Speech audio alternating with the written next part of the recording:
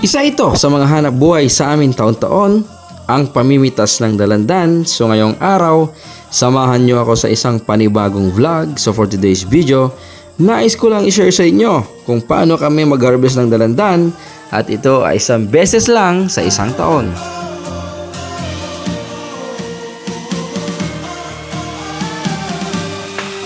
Ang dalandan sa amin sa Cagayan ay amin nang nakagisnan simula't ako'y bata pa.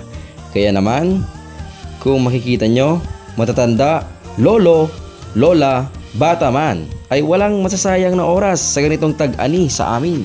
Nagtutulong-tulong, kaya naman sa video ito, makikita mo sa bawat isa sa kanila na hindi lamang pagod, kundi nakakatulong din ito sa kanilang pang-araw-araw na panghanap buhay.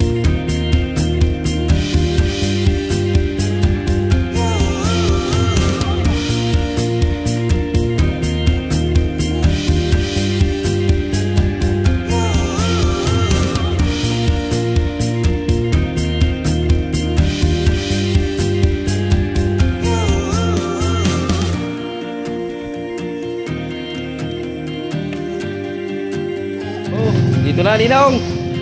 Pinakarga na ni Mang Kilyar.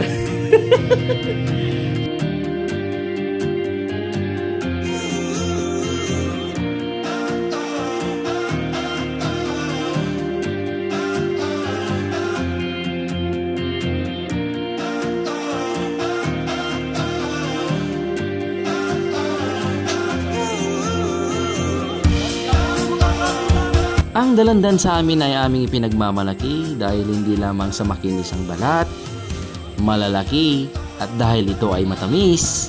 Kaya't naman iba't ibang namumuhunan ang dumarayo sa amin upang mamakyaw, na siya rin namang ipinagbibili sa iba't ibang lugar tulad ng Maynila. Kaya't napakaganda naman sa amin na aming sariling produkto ay nakakarating at nabibili sa iba't ibang parte ng lugar.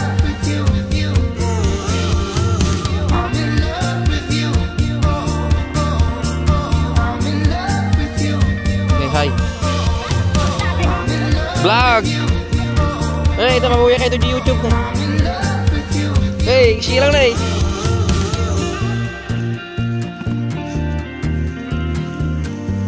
Oy da.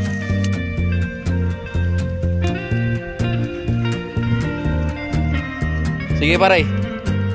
Mag-drive ng kalong-kalong to.